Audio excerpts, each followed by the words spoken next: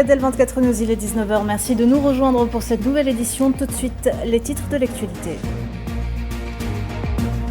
À la une ce soir, plus d'une vingtaine de martyrs déplorés ce dimanche, dont de nombreux enfants, alors que les bombardements sionistes sur la bande de Gaza ne cessent de s'intensifier.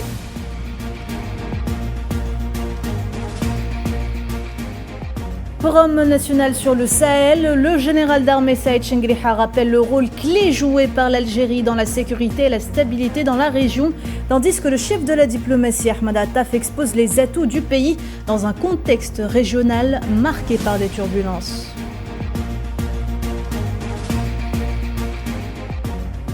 Conseil d'affaires algéro-mauritanien, les membres appellent au terme de cette 9e session à la conclusion d'un accord préférentiel entre les deux pays couvrant un ensemble de produits. Et puis le Front Polisario dénonce le recrutement de mercenaires par les services de renseignement marocains dans le but de fragiliser la représentation du Sahara occidental occupé. Et enfin, un conflit en Ukraine. Moscou et Kiev procèdent aux plus importants échanges de prisonniers de guerre au terme de la dernière étape du processus convenu entre les deux pays.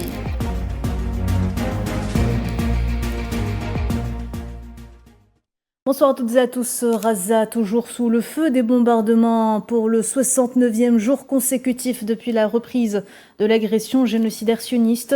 La liste des victimes ne cesse de s'allonger de jour en jour. Le bilan s'est alourdi ce dimanche à 53 939 morts et 122 797 blessés, dont en majorité des femmes et des enfants. Selon les autorités palestiniennes de la santé, les corps de 38 martyrs sont arrivés dans les hôpitaux de la bande ces dernières 24 heures.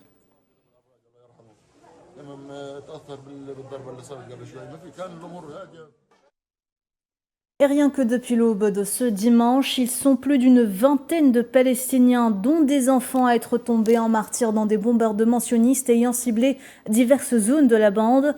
7 Palestiniens ont été assassinés dans leur maison à Jabalia, au nord de Gaza. 2 autres personnes sont tombées en martyrs, dont une femme enceinte de 7 mois dans une frappe sioniste sur le camp de déplacés de Nusayrat au centre.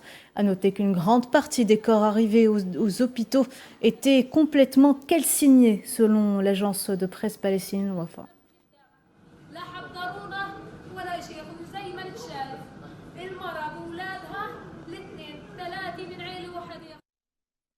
Imaginez un instant que vous êtes sur votre lieu de travail et que vous recevez un appel vous annonçant que 9 de vos enfants ont été assassinés. C'est exactement ce qui est arrivé au docteur Ala Najjar alors qu'elle était en service à l'hôpital Nasser.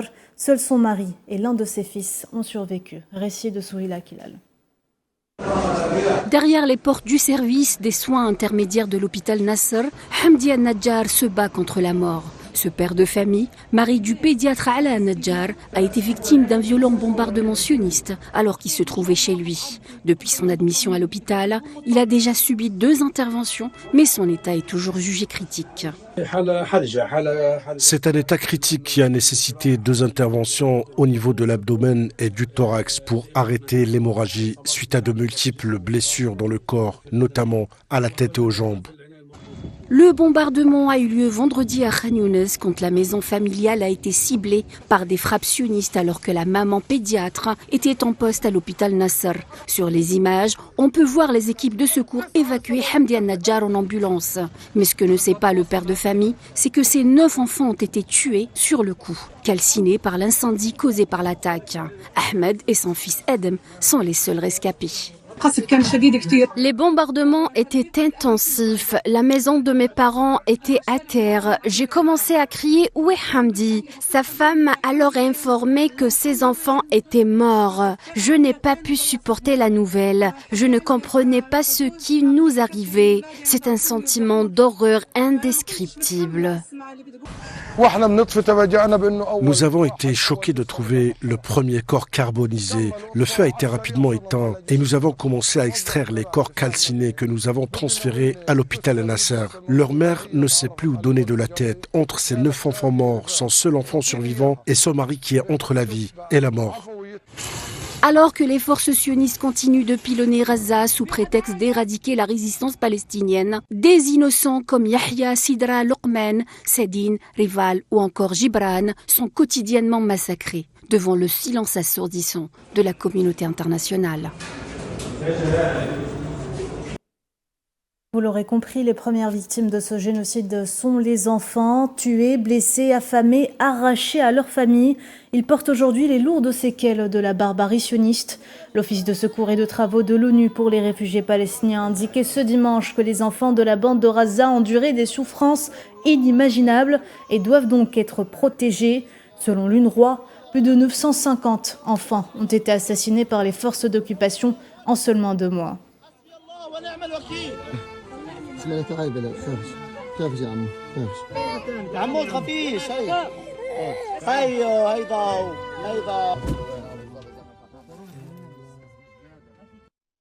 Dans le reste de l'actualité, après plus d'une décennie de sanctions économiques, les Syriens accueillent avec espoir l'annonce de l'assouplissement de ces mesures restrictives par les États-Unis. Dans un pays qui a beaucoup perdu ces dernières années, cette décision suscite à la fois soulagement, attente et prudence. Maria Chouillard. Après plus d'une décennie de sanctions sévères, un tournant s'annonce en Syrie. Les mesures américaines liées à la loi César viennent d'être assouplies.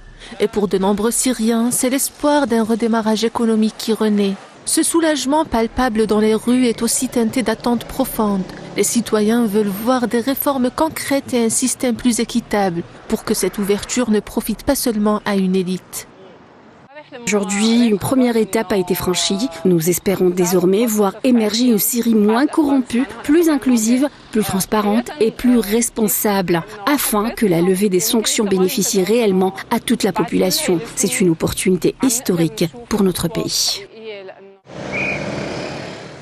Depuis le début du conflit, les sanctions ont aggravé la crise humanitaire. Pénurie de carburant, flambée des prix, paralysie du secteur bancaire. Pour beaucoup, c'est une période marquée par la tentative de survie. Cela fait 12, 13, voire 14 ans que nous traversons une période difficile. Nous avons beaucoup souffert, mais aujourd'hui, notre espoir repose sur Dieu et sur les responsables qui œuvrent pour la levée de ces sanctions. Dans les transports aussi, l'impact était brutal. Le prix du carburant rendait l'activité impossible, créant tensions et incompréhension entre chauffeurs et usagers. Pour ces chauffeurs de taxi, travailler était devenu un luxe. Les anciennes sanctions nous affectaient énormément. Le litre d'essence coûtait 25 livres. Nous ne pouvions tout simplement plus travailler. Nous finissions par nous disputer avec les citoyens, essayant de leur expliquer que c'était les prix. Mais c'est aussi dans l'ombre des transactions financières que les effets se faisaient sentir. Avec le déblocage de certaines banques syriennes, le transfert d'argent depuis l'étranger échappe enfin à des circuits détournés et coûteux.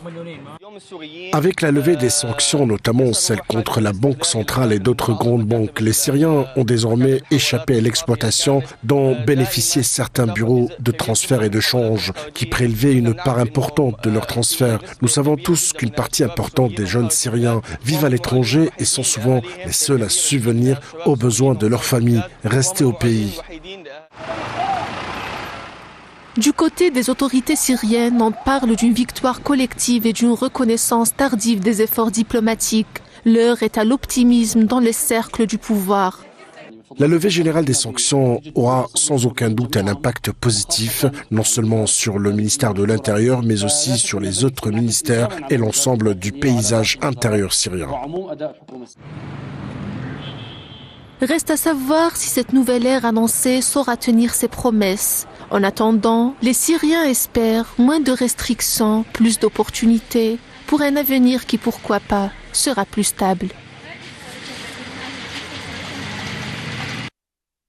Célébration de la journée de l'Afrique, le général d'armée, ministre délégué auprès du ministre de la Défense nationale, chef d'état-major de l'armée nationale populaire, Saïd Chengriha, a supervisé ce dimanche le Forum national sur le Sahel sous le thème « Le Sahel africain, les défis sécuritaires et de développement, l'aune des rivalités géopolitiques dans la région ».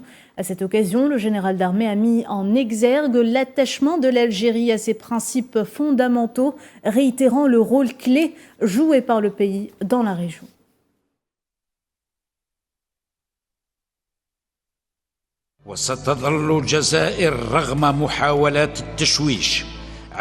L'Algérie demeurera, en dépit des tentatives visant à semer le trouble sur son rôle pivot dans la région, un facteur efficient dans la sécurité et la paix au Sahel et continuera à la lumière de la vision stratégique et clairvoyante de Monsieur le Président de la République Abdelmajid Tebboune, chef suprême des forces armées, ministre de la Défense nationale, à faire tout ce qui est en son pouvoir afin d'asseoir les fondements du dialogue et engager des approches régionales constructives au service de la sécurité et de la stabilité dans la région. Le général d'armée Saïd Chengeli a également mis la lumière sur le rôle de l'Algérie dans le renforcement et le développement économique et social de la région du Sahel à travers son attachement à ancrer le principe de solidarité envers les peuples. يضاف إلى ذلك الدور الناشط الذي اطلعت به بلادنا. En outre, notre pays a activement œuvré au renforcement et au développement économique et social de la région du Sahel à travers son attachement à ancrer le principe de solidarité envers les peuples auxquels elle est reliée par des liens historiques et civilisationnels distingués qui se sont traduits par l'acheminement d'aides humanitaires et le financement de projets de développement structurants à dimension régionale dans l'objectif d'encourager les populations de la région à œuvrer pour vivre dans la dignité et dans l'espoir dans leur pays et mettre en échec tout projet d'instabilité dans la région.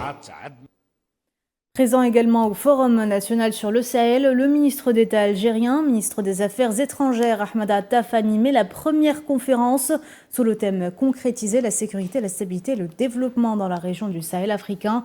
Dans ce contexte, le chef de la diplomatie algérienne a déclaré que l'Algérie, armée de sa détermination et de sa volonté, possède tous les atouts pour faire face aux turbulences qui priment sur le paysage sahélien avec sagesse, sobriété et prévoyance.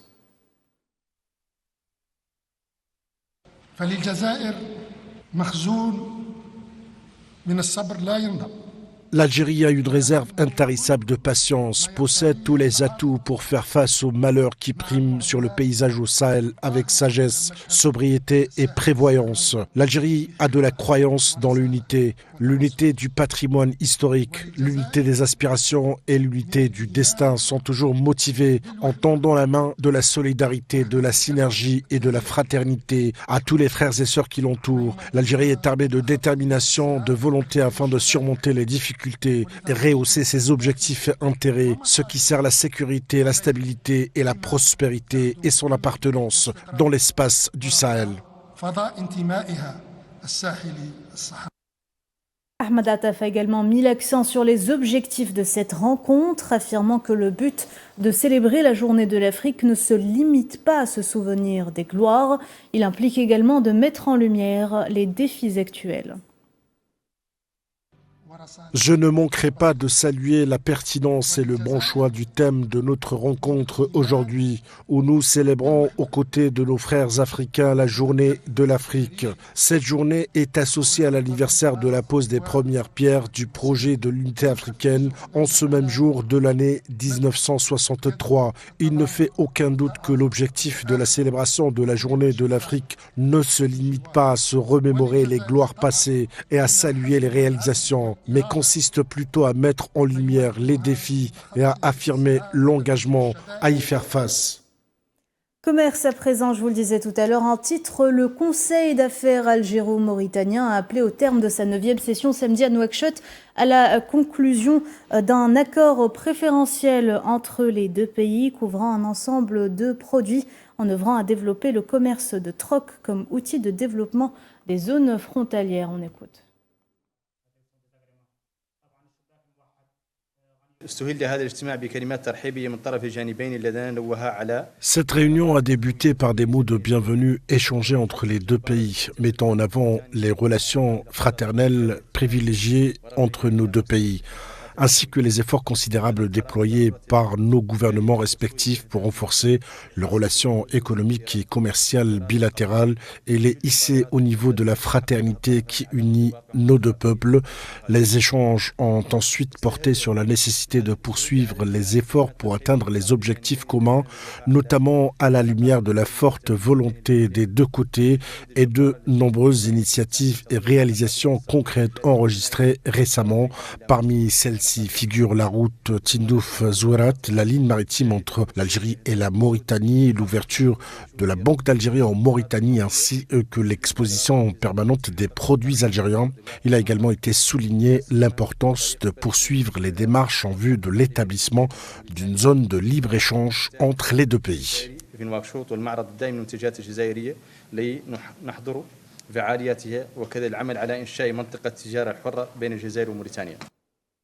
Le Conseil algéro-mauritanien a salué à cette occasion les efforts colossaux consentis par les deux gouvernements pour développer les relations économiques, soulignant l'importance d'œuvrer à la réalisation des objectifs escomptés dans ce domaine en exploitant les opportunités offertes.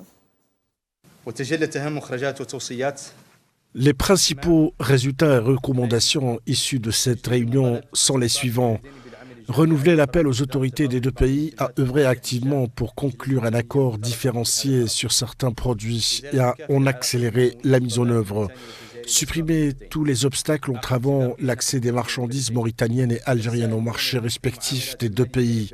Un accord de transport terrestre a été conclu entre la Mauritanie et l'Algérie. Mettre en place des mécanismes souples pour faciliter les transactions financières entre les deux pays, en particulier dans les domaines de l'investissement conjoint et du commerce des services. Appeler à l'établissement des cadres juridiques et des protocoles sanitaires régissant l'importation et l'exportation du bétail et de ses produits dérivés, garantir l'accompagnement des entreprises par les autorités des deux pays dans les démarches administratives liées à leurs activités commerciales, encourager la participation des entreprises mauritaniennes et algériennes aux diverses manifestations économiques et commerciales organisées dans les deux pays, telles que les expositions, forums et séminaires, œuvrer au renforcement et à la dynamisation de la ligne maritime reliant l'Algérie et la Mauritanie, en levant tous les obstacles à son bon fonctionnement, accélérer les constructions de la route terrestre entre les deux pays en impliquant activement les entreprises du secteur privé des deux pays, œuvrer à l'ouverture de lignes aériennes directes entre la ville algérienne de Tindouf et la ville mauritanienne de Zouerat, faciliter l'accès des citoyens mauritaniens à la résidence en Algérie à l'image des facilitations déjà accordées aux citoyens algériens en Mauritanie. Enfin, concernant le troc frontalier comme outil de développement des zones frontalières, le Conseil recommande d'examiner les modalités de sa mise en œuvre, notamment les mécanismes, la liste des marchandises concernées, les procédures associées, ainsi que le type de biens ou services échangés.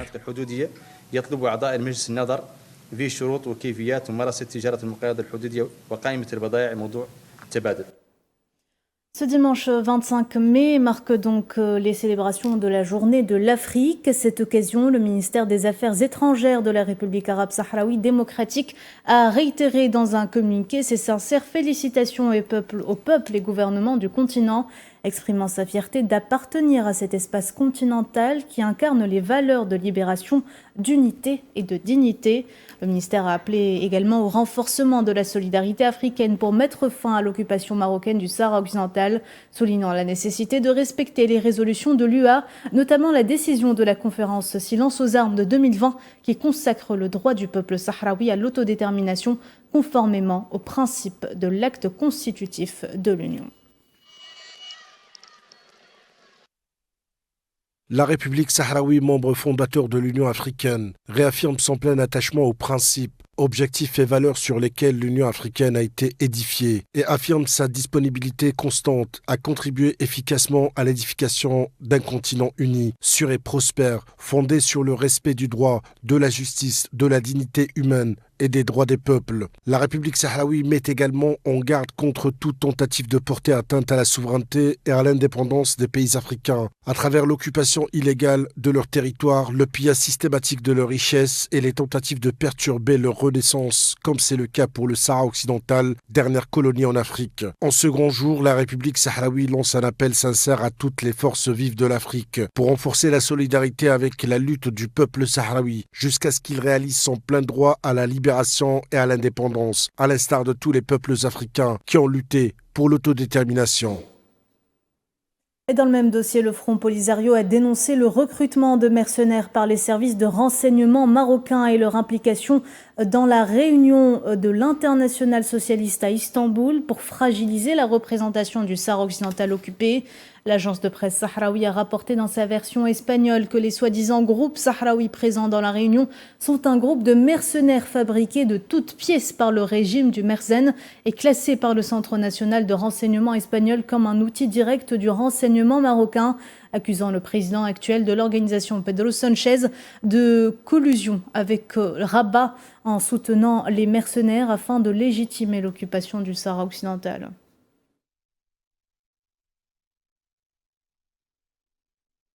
Et le séminaire organisé par le Comité spécial des Nations Unies sur la décolonisation et les événements qui l'accompagnent sont une condamnation ferme de l'occupation marocaine des territoires sahraouis.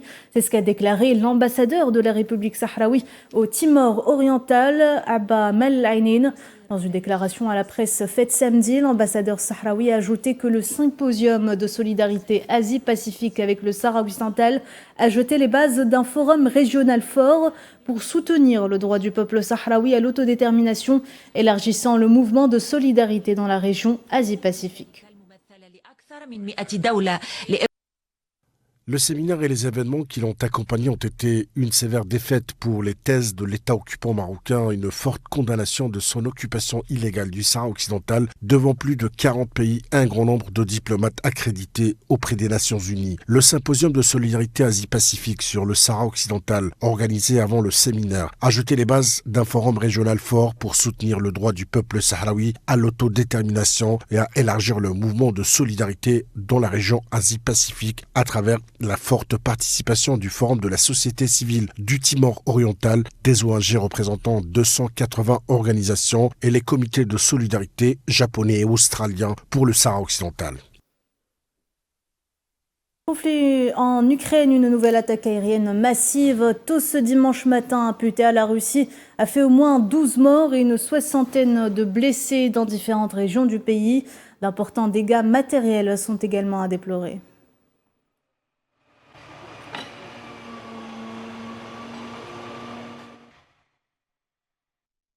Et c'est l'échange de prisonniers de guerre le plus important ayant été effectué depuis le début du conflit. Ce dimanche, Moscou et Kiev ont annoncé l'échange de 303 soldats, marquant ainsi la troisième et dernière phase de ce processus convenu entre les deux pays.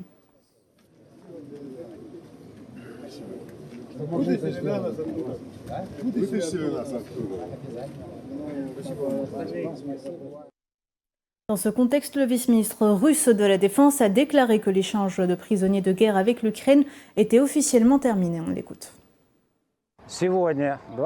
Aujourd'hui, 25 mai, 303 autres militaires russes ont été rapatriés du territoire contrôlé par Kiev. Ils bénéficient de toute l'assistance nécessaire. Des spécialistes de tous les services compétents du ministère russe de la Défense participent à la résolution des problèmes émergents et apportent un soutien complet à l'échange. Des militaires russes se trouvent actuellement sur le territoire de la République de Biélorussie et se préparent à partir pour la Russie. Ainsi, en 3 jours, les 23, 24, 25 mai, 880 militaires et 120 civils russes ont été rapatriés. Les accords conclus à Istanbul le 16 mai concernant l'échange ont été pleinement mis en œuvre. Nous espérons que l'échange de prisonniers à grande échelle initié par la Russie contribuera à créer un climat propice au discours sur les conditions d'un règlement pacifique de la crise ukrainienne. Je tiens à remercier particulièrement les autorités de la République de Biélorussie pour leur aide et leur contribution considérable. Énergie, la première centrale de stockage d'énergie hybride lithium-sodium à grande échelle en Chine a été mise en service ce dimanche dans la province de Yunnan, dans le sud-ouest du pays. La nouvelle station de stockage d'énergie a une capacité installée de 400 MW par heure. Les détails à Madame Zenzitonier. Au Yunnan, une région typique de la Chine où la part des énergies nouvelles est élevée. La première centrale de stockage d'énergie hybride lithium-sodium à grande échelle de Chine est mise en service. La station de stockage d'énergie de Baoshi, du réseau électrique du sud du pays, a une capacité installée de 400 MWh. Elle peut réguler 580 millions de MWh d'électricité par an, soit l'équivalent de la consommation annuelle d'électricité de 270 000 foyers, dont 98% d'électricité verte. La station de stockage d'énergie dessert plus de 30 centrales éoliennes et photovoltaïques du Yunnan. La combinaison des technologies lithium et sodium permet de mieux assurer l'accès stable au réseau électrique d'un volume important de nouvelles énergies. Elle peut également faciliter la participation ultérieure aux transactions sur le marché de l'électricité et promouvoir une utilisation efficace des nouvelles énergies. Les nouvelles technologies de stockage d'énergie chinoises se développent rapidement, notamment les batteries lithium-ion, les plus matures et les moins coûteuses, qui occupent une place prépondérante. Face à la demande croissante des batteries au lithium, les ressources en lithium risquent de se raréfier. La station de stockage d'énergie Baoshi intègre les avantages des batteries au lithium et des batteries au sodium, élargissant encore les scénarios d'application du stockage d'énergie des batteries sodium-ion. Ce système de batterie au sodium de type réseau peut ajuster de manière flexible son mode de charge et de décharge en fonction de l'accès aux nouvelles énergies, afin d'en équilibrer la volatilité. Il peut également être appliqué dans les régions chinoises à forte proportion de nouvelles énergies, afin de contribuer à la fourniture stable d'électricité à partir des nouvelles sources d'énergie des déserts, du Gobi et des zones incultes. La centrale de stockage d'énergie de Baoshi met en service la première batterie sodium-ion de grande capacité au monde, développée par la Chine, dont la vitesse de réponse maximale est 6 fois plus supérieure à celle des autres batteries sodium-ion existantes. Le stockage des énergies nouvelles ne cesse de se développer en Chine. Voilà, c'est la fin de ce journal. Merci de l'avoir suivi. À demain.